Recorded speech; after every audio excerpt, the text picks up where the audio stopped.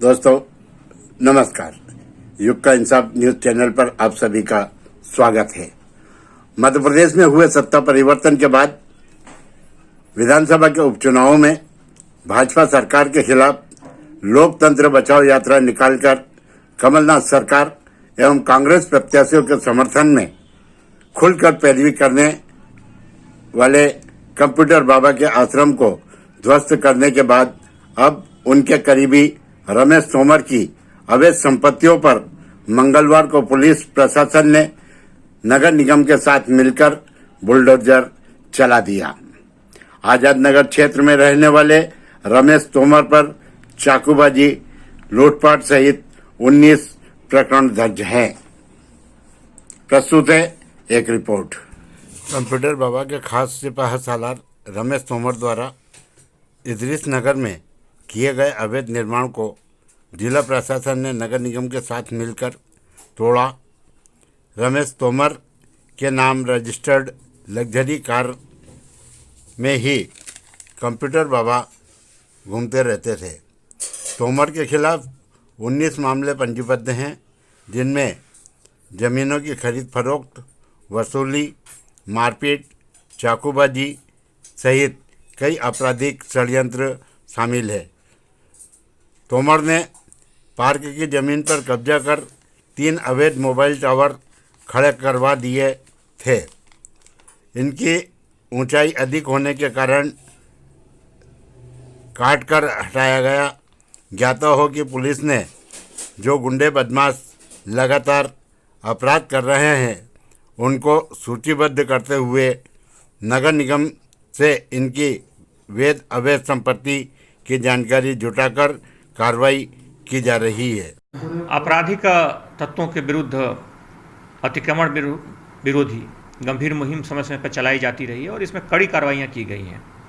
पिछले समय इसमें लगभग 120 ऐसे बड़े अपराधी जो कि ड्रग्स बेचते थे, जो कि विभिन्न तरह के चैन स्नैचिंग, लूटे और गंभीर वारदातों में संलग्न थे, उनके अतिक्रमण को लेकर के नगर निगम के सहयोग से एक व्यापक अभियान चलाया गया था और उनके अतिक्रमणों को, जो अवैध अतिक्रमण है, उनको वैधानिक प्रक्रिया के तहत ध्वस्त किया गया था।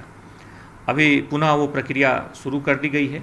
आज उस चरण में आज मुख्यतः ऐसे अपराधी जिनके खिलाफ 20 से आसपास मामले हैं, उसमें रमेश तोमर और कुछ ऐसे अपराधी जिनके खिलाफ कई ऐसे गंभीर मामले हैं, ये आज़ाद नगर थाना क्षेत्र से इसकी शुरुआत की गई है और ऐसे लगभग 15 ऐसे और अपराधियों को चिन्हित किया गया है जो आने वाले कुछ दिनों में उनके घर तोड़े जाएंगे। साथ ही साथ इसमें इस बात का ध्यान रखा जाएगा कि पूरी तरह जो प्रक्रिया हो, ये वैधानिक प्रक्रिया के अंतर्गत हो, वैधानिक प्रक्रिया का पूरी तरह से पालन किया जाएगा। उनके अतिक्रमण को चिन्हित करके उस पर एक वैधानिक प्रक्रिया के अंतर्गत कार्रवाई की जाएगी।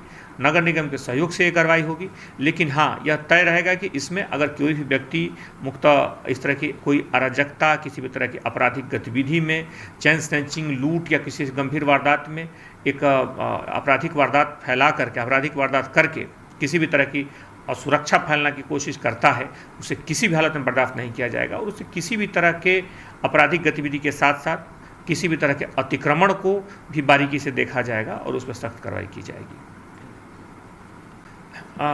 उसमें मुख्य तौर पे उस मामले में भी अतिक्रमण की कार्रवाई की गई है और पाया गया कि कई जगहों पे इस व्यक्ति के द्वारा, जैसे रमेश तोमर के द्वारा जगह जगह पे अतिक्रमण इसमें किया गया है।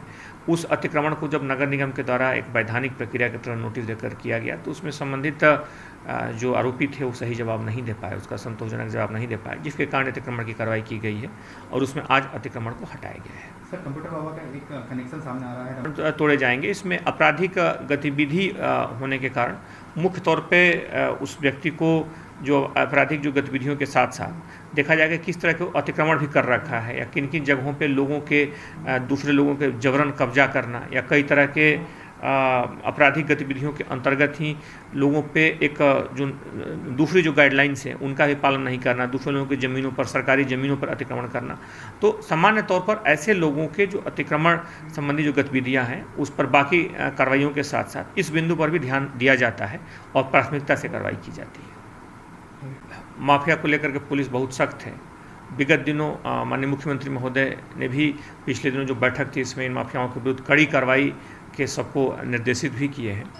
इसमें इस बात पर आने वाले समय में मुख्य जो मिलावट करने वाले व्यक्ति हैं, जो मुख्य तौर पर किसी भी तरह के अवैध गतिविधियों में मुख्य तौर पर जो ऑर्गेनाइज्ड क्राइम्स हैं उसमें किसी तरह से संलग्न है, उनके विरुद्ध कड़ी कार्रवाई की जाएगी। उनकी सूची भी बनाई गई है, उनके आपराधिक गतिविधियों का भी चिन्हित किया जा रहा है और ऐसे लोगों के विरुद्ध आपराधिक गतिविधियों में संलिप्तता पर कानूनी कार्रवाई जो की ही जाएगी। आपराधिक प्रकरण तो पंजीबद्ध किए ही जाएंगे, साथ ही साथ उनके अतिक्रमण को भी चिन्हित करके उस पर कार्रवाई की जाएगी।